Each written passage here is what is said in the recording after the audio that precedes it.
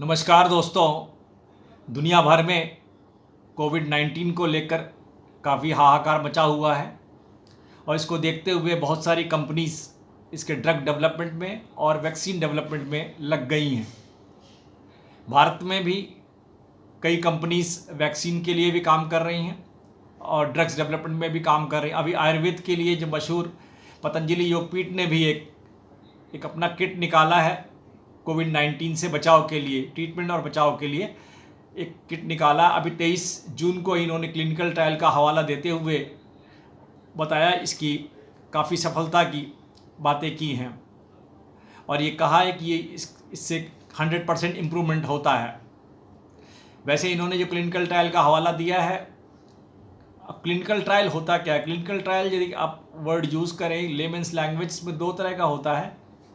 एक जो नई ड्रग का ट्रायल किया जाता है, एक नई ड्रग, और एक दूसरा जो रिजीम चल रही है, जो ट्रीटमेंट मॉडलिटीज़ अपनाई जा रही है, उसमें टेस्ट किया जाता है ग्रुप ऑफ पेशेंट्स में जो रैंडमली एलोकेटेड होते हैं और उसके अंदर देखा जाता है कि जो नई ड्रग दी जा रही है उसमें से सक्सेस रेट क्या है, कितने ठीक हुए और कितने ठीक नहीं हुए।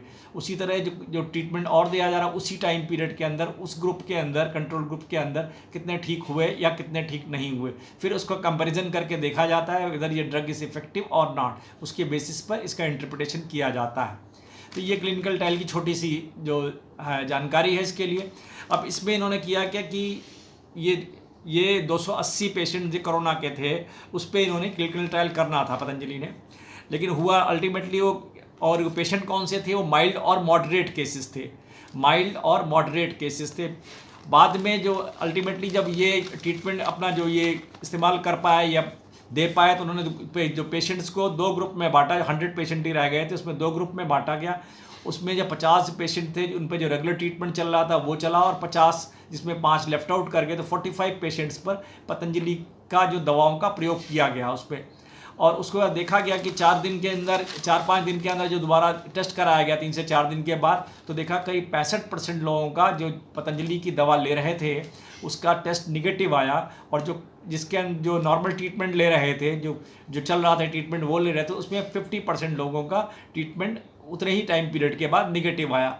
तो उसके बाद इसको लेकर पतंजलि ने क्लेम किया कि हमारी दवा बहुत इफ़ेक्टिव है और ये है, और उन्होंने इसके लिए प्रेस कॉन्फ्रेंस भी की और उसके ऊपर काफ़ी लोगों, पॉलिटिकल पार्टीज से, राज्य सरकारों ने भी इसके ऊपर काफ़ी प्रश्न चिन्ह उठाए हैं इसके बारे में। तो मैंने सोचा कि उन्हें इसके बारे में और भी बात की जाए। अब ये देखिए पेशेंट कौन से थे? पेशेंट थे माइल्ड और मॉडरेट केसेस के पेशेंट थे, और उनका एज ग्रुप क्या था? 15 से 60 साल का एज ग्रुप था।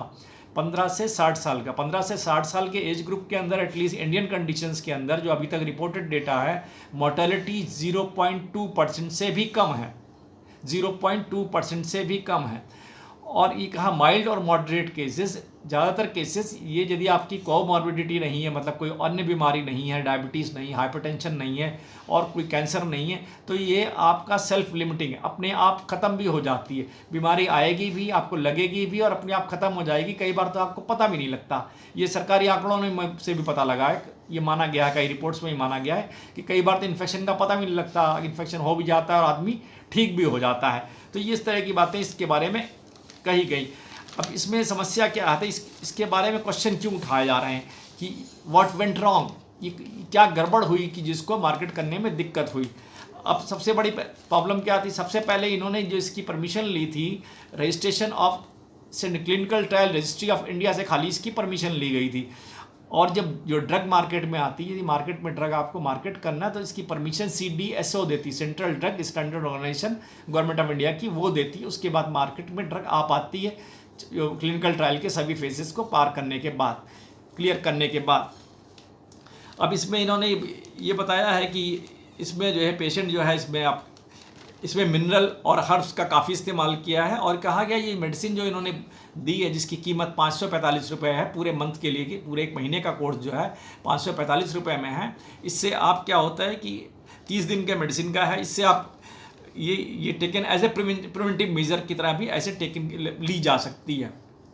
ये इनका अपना कहना है, ये कहा जा रहा है ऐसा, इसको एज ए प्रिवेंटिव मेजर भी यूज़ किया जा सकता है। अब कुछ यूट्यूबर्स हैं और कुछ जो अल्टरनेटिव सिस्टम ऑफ मेडिसिन के अंदर भी काम करते हैं, जैसे डॉक्टर विश्वरूप राय चौधरी ने इसके बारे में कई बातें कही हैं, और उनका यहाँ तक भी कहना, उन्होंने इसको इस बात से भी जोड़ा है कि जो एलोपैथिक मेडिसिन की दवाएं हैं, मॉडर्न मेडिसिन की दवाएं हैं, जैसे रेमडेसिविर है, फेविपिरावीर है, जिसको फेविफ्लू भी बोला जा रहा है आजकल मार्केटिंग, तो इन सबको शायद इससे काफ़ी नुकसान होने की संभावना है। शायद इसकी वजह से भी इनके दवाओं डॉक्टर ये पतंजलि योगपीठ की जो दवा है उसको कोरोनिल वाली से, तो उसके बारे में कई बार प्रश्न जिन जो उठाए गए हैं, उसके पीछे मतलब हिडन इंटरेस्ट भी हो सकता है, बायस भी हो सकता है, कुछ वेस्टेड इंटरेस्ट भी हो सकता है, कुछ कंपनीज़ का, कुछ लॉबी का हो सकता है, ये भी एक रीज़न हो, तो उनका ऐसा मानना है। और मुझे तो पूरी इसकी जानकारी नहीं, तो मैं इसके बारे में खुल के कुछ नहीं कह सकता इसके बारे में। हाँ, मेरा खाली इतना ही मानना है, इसको एक बड़े सैम्पल साइज़ के ऊपर डिफरेंट साइट्स के ऊपर करना चाहिए था, और उसको करने के बाद से इसके फिर रिजल्ट्स को आप कंपेयर कीजिए, जो नॉर्मल ट्रीटमेंट चल रहा है और जो आपका ट्रीटमेंट है उसमें कंपैरिजन किया जा सकता था, उसके बेस पर फिर इस दवा की एप्लीकेबिलिटी, सुटेबिलिटी इंडियन कॉन्टेक्स्ट के अंदर देखी जा सकती है। इस बात में कोई शक नहीं है कि आयुर्वेदा ही मॉडर्न मेडिसिन या मेडिसिन की जननी है, मदर ऑफ ऑल मेडिसिन है, ये आयुर्वेद ही है। लेकिन ये दुर्भाग्य की बात है कि मॉडर्न मेडिसिन के जो एक्सपर्ट्स हैं, जो सो कॉल्ड एक्सपर्ट्स हैं और जो रिसर्चर्स हैं, वो इसको बहुत जब तवज्जो अभी भी नहीं देते हैं, और वो उस पर क्लिनिकल ट्रायल की बात को कह के हमेशा इसके बारे में गलत मतलब बातें कहते हैं कि इसका क्लिनिकल ट्रायल प्रॉपर नहीं है, ये वो ऐसा प्रॉपर नहीं। लेकिन मेरा मानना है अभी तक और जो पुरानी जो पद्धतियाँ थी या ड्रग्स थी, इनके क्लिनिकल ट्रायल की क्या बात करें, जो ड्रग्स हज़ारों सालों से यूज़ हो रही हैं, तो उस पर क्लिनिकल ट्रायल की क्या एप्लीकेबिलिटी की क्या बात है। मॉडर्न मेडिसिन के क्लिनिकल ट्रायल से उसका कोई कंपैरिजन नहीं हो सकता, क्योंकि उनकी जो मॉडर्न मेडिसिन की जो आयुर्वेद सिस्टम ऑफ मेडिसिन की मेडिसिन जो है टेस्टेड हैं on population, huge group of population. अभी भी देखिए जैसे च्यवनप्राश, इनका कितना टेस्टेड है, और सब चीज़ें पतंजलि के, और जब पतंजलि क्या मतलब आयुर्वेद के अदर प्रोडक्ट्स भी आप देखिए टेस्टेड है इंडियन कंडीशंस के अंदर, कि लोगों को कितना फ़ायदा होता है, इसीलिए लोगों के अंदर फेथ थी और लोग इसको इस्तेमाल कर रहे थे। अभी पिछले 100 सालों के अंदर इसको काफ़ी मतलब वो झेलना पड़ा है, दुर्भावनापूर्ण मतलब जो रहा है, कुछ वेस्टर्न इंटरेस्ट रहा है मॉडर्न मेडिसिन के फॉलोवर्स का, सपोर्टर्स, सिंपैथाइजर्स का, जो इसके साथ में कुछ इल ट्रीटमेंट हुआ है, इसलिए शायद प्रॉपरली डेवलप नहीं हो पाई। अभी केंद्र सरकार ने इसके लिए काफ़ी ठोस कदम उठाए हैं, जिससे ये आयुर्वेदिक सिस्टम ऑफ मेडिसिन के लिए काफ़ी कुछ किया जा रहा है। एक नया मंत्रालय भी 2014 में इसके लिए खड़ा कर दिया गया। अब एक दूसरी मेडिसिन की बात और हो रही है, जो फेविपिरावीर, जिसको ब्रांड किया जाए फेविफ्लू के नाम से, ग्लेनमार्क एक एंटीवायरल ड्रग के रूप में मार्केट में लाई है, और ये कह रही है और बता रही है इसके काफ़ी इंकरेजिंग रिजल्ट उनको मिले हैं, और इनका यहाँ तक कहना है कि इसका जो वायरल लोड है 4 दिनों के अंदर माइल्ड और moderate case, again see mild and moderate case के अंदर, कोविड पेशेंट्स के अंदर इसका वायरल लोड कम हो जाता है। और ये एक ऐसी खबर थी ग्लेनमार्क की, जिससे इनका स्टॉक प्राइस एकदम से काफ़ी बढ़ा, 3000 करोड़ का जंप हुआ इनके मार्केट कैप के अंदर। तो देखिए इसका कितना मतलब प्रभाव है इसका दवाओं का।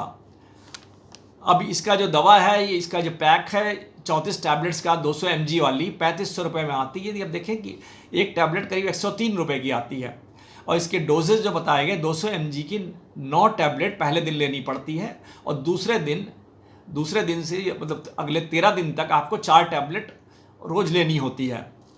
अब इसकी अप्रूवल जो है, इसकी मार्केटिंग और मैन्युफैक्चरिंग की अप्रूवल है DGCI ने फास्ट ट्रैक अप्रूव्ड प्रोसेस के थ्रू इसको दी है फेविफ्लू के लिए। अब इसके बारे में, इनके क्लिनिकल ट्रायल के बारे में बात की। क्लिनिकल ट्रायल इनका परफॉर्म किया गया था, अगेन सैम्पल साइज बहुत ही लिमिटेड था, बहुत कम था, और जो उन्होंने सैम्पल साइज लिए थे 90 केसेस लिए थे माइल्ड के, और 60 केसेस मॉडरेट कोविड पेशेंट्स के लिए थे। इसके ऊपर ही इन्होंने पूरा ट्रायल किया, उसके बाद से इसकी मतलब अप्रूवल इनको मिल गई है। अब इनका होपफुल ये भी है कि इसको एक्सपोर्ट कर लेंगे, यदि इसकी जो है इफिकेसी वाली स्टडी प्रॉपर हो जाती है, उसके बाद इसको एक्सपोर्ट करने के लिए भी ये काफ़ी प्रयत्नशील हैं। और डॉक्टर्स का, एक्सपर्ट्स का मानना है, जब बड़े कंट्री के बड़े बड़े हॉस्पिटल्स हैं आपके, उनका कहना है कि real effect will be known when the administered on the large scale patients, मतलब काफ़ी बड़ी संख्या में पेशेंट्स पे इसका उपयोग किया जाएगा। उसके प्रभाव जानने के बाद ही इसको आप मतलब एज ए ट्रीटमेंट मॉडलिटीज़ अपना सकते हैं, प्रॉपरली एडमा सकते हैं। सैम्पल साइज आप देखिए कितना छोटा था इसका, और केसेस भी कौन से लिए गए, माइल्ड और मॉडरेट, जिसके बारे में कहा जाता है 80% केसेस में यदि कोमॉर्बिडिटी नहीं है तो सेल्फ लिमिटिंग है। तो इस तरह के केसेस को लेकर उस पर क्लिनिकल ट्रायल करके और इस मेडिसिन को मार्केट में लाया गया। और अब देखिए इसके बारे में एक चौंकाने वाला तथ्य और है, ये इंडिया में ही खाली मार्केट की गई। और जो सेमी रेगुलेटेड कंट्रीज़ हैं जहाँ पर जैसे रशिया है, चाइना है, UAE है, जापान है, उन्होंने has not approved it for covid treatment के लिए इन्हें, क्योंकि due to efficacy of data proper efficacy result की लैकिंग की वजह से, मतलब प्रॉपर एफिकेसी के रिजल्ट या स्टडीज़ का आपका पास डेटा नहीं था, इसकी वजह से उन्होंने इन कंट्रीज़ में इसको फेविफ्लू को अभी भी मार्केट नहीं होने दिया है। तो ये बड़ी इंपॉर्टेंट खबर है, इसको बात को बड़ा कायदे से देखना होगा कि इसके साथ, लेकिन इंडिया में क्यों किया गया है जबकि एफिकेसी स्टडी नहीं हुई हुई थी, ये भी सोचने का विषय है। और मुझे लग रहा है कि आप यदि इसका इस्तेमाल करना भी है तो इसको क्लिनिकल सुपरविज़न के अंदर और अच्छी मतलब मेडिकल सेटिंग्स के अंदर, हॉस्पिटल्स के अंदर ही इसका इस्तेमाल होना चाहिए, डॉक्टर्स की प्रॉपर सुपरविज़न में। इसका इरेशनल यूज़ बिल्कुल भी नहीं होना चाहिए, क्योंकि इसके बहुत सारे साइड इफ़ेक्ट्स भी हैं, जैसा कई लोगों ने, कई एक्सपर्ट्स ने माना है इसके बारे में। आशा जानकारी आपको अच्छी लगेगी और उसका उपयोग उठा पाएंगे। धन्यवाद।